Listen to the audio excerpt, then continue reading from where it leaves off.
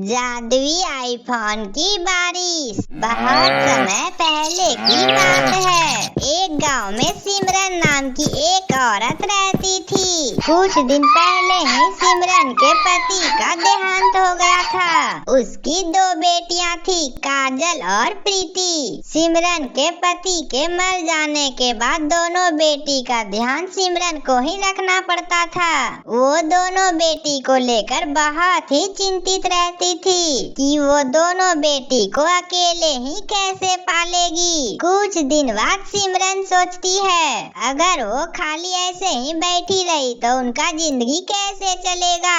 ये सब सोचते हुए वो अपना सारा जेवर बेचकर एक कॉस्मेटिक की दुकान खोलती है। सिमरन की एक बेटी घर का काम संभालती थी तो दूसरी बेटी दुकान पर जाती थी। दोनों बहनों में अक्सर एक ही बात की लड़ाई होती रहती थी कि कौन दुकान पर जाएगा और कौन घर में रहेगा। दोनों बहनों को दुकान पर जाना बहुत पसंद था।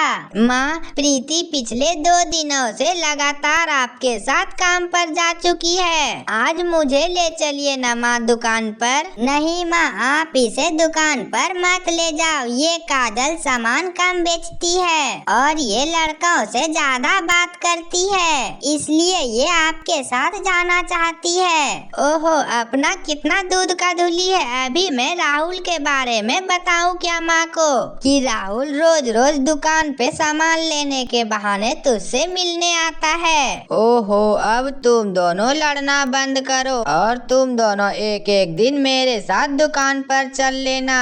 लेकिन ये तो बताओ कि ये राहुल कौन है। इसके बाद दोनों बहनें चुप हो जाती है। ऐसे ही कुछ समय बीत जाता है। उसके बाद प्रीति राहुल के बारे में अपने माँ को सब कुछ बताती है। माँ, राहुल बहुत अच्छा लड़का है। मैं उसके साथ बहुत खुश रहूंगी और मैं उसी से शादी करना चाहती हूँ, वरना मैं फांसी लगाकर मर जाऊंगी। बेटा, मैं उसके घर वालों को जानती हूँ। वो लोग बहुत बड़ी फैमिली है। उसके सारे भाई बेबड़े हैं। जब देखो जहाँ देखो पीकर लुढ़क जाते हैं। मैंने उसे कल ही रोड के नाली पर दारू पीकर गिरे हुए देखा था।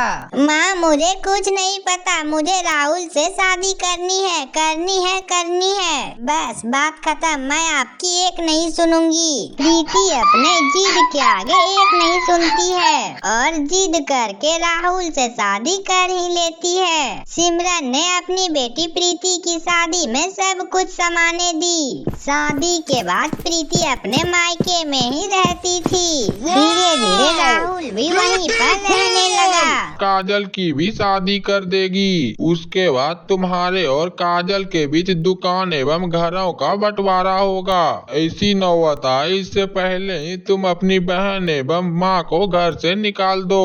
हमें भी तो अपना फ्यूचर देखना है ना। आप सही कह रहे हैं जी। प्रीति राहुल के बातों में आ जाती है और कुछ ही दिन बाद अपने माँ एवं बहन को घर से धक्के मारकर निकाल देती है। माँ, अब ये घर और दुकान भी मेरी है। तुम दोनों यहाँ पर दिखाई मत देना, वरना मैं राहुल से आप दोनों की पैरें हाथ तुड़वा दूंगी। प्रीति की माँ एवं प्रीति की बहन काजल दोनों वहाँ पर रो रही थी और वो दोनों बहुत सोचने के बाद वहाँ से चुपचाप चली जाती है। काजल अपनी माँ से कहती है, माँ, दीदी एवं जीजू की रिपोर्ट हम लोगों को पुलिस पर लिखवा देनी चाहिए। नहीं बेटी, मैं एक माँ हूँ। प्रीति अभी राहुल के भड़कावे में आ गई है, लेकिन वो है तो आखिर मेरी ही बेटी न।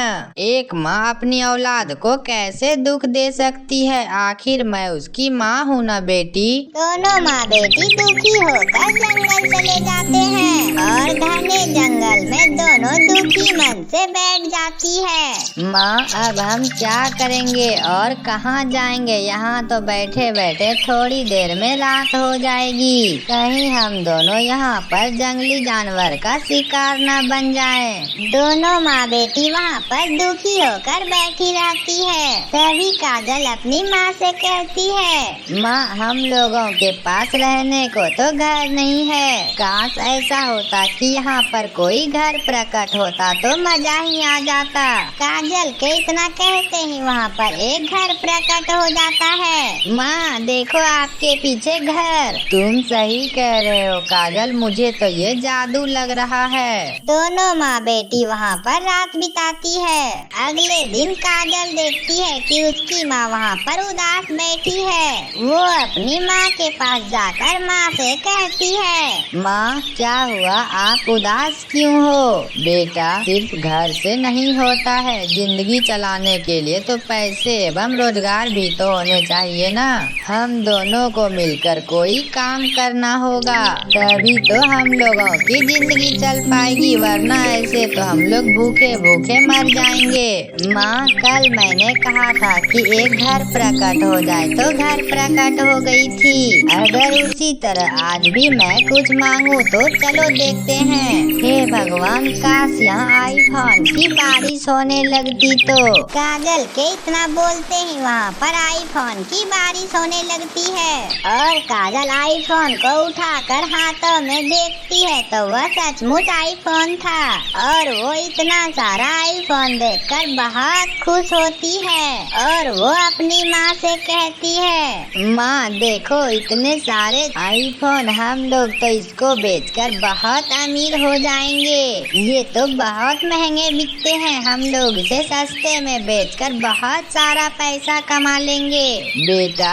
जिसका कोई नहीं होता उसका भगवान होता है। तुमने देखा ना, भगवान ने हमारी मदद की है। और दोनों माँ बेटी अब आईफोन की दुकान खोल लेती है और रोज की तरह अब रोज आईफोन बारिश करवाकर बेचा करती थी। वे दोनों माँ बेटी अक्सर कम दामों पर आईफोन बेचने के कारण उसके पास बहुत सारे ग्राहक आते थे और वो लोग बहुत जल्द ही आईफोन को बेचकर बहुत अमीर हो गई। जब ये बात सिमरन के दामाद राहुल को पता चला तो वह बहुत हैरान रह गया और वह दारू पीकर अपने पत्नी को मारकर वह अपने माँ से आईफोन लेने भेज देता है। प्रीति अपने माँ के पास जाकर अपनी दुख सुनाने लगती है। पार्वती उसकी मदद करना चाहती थी, माँ का दिल था, इस वजह से वह धीरे धीरे पिघल रही थी। तभी काजल वहाँ आ जाती है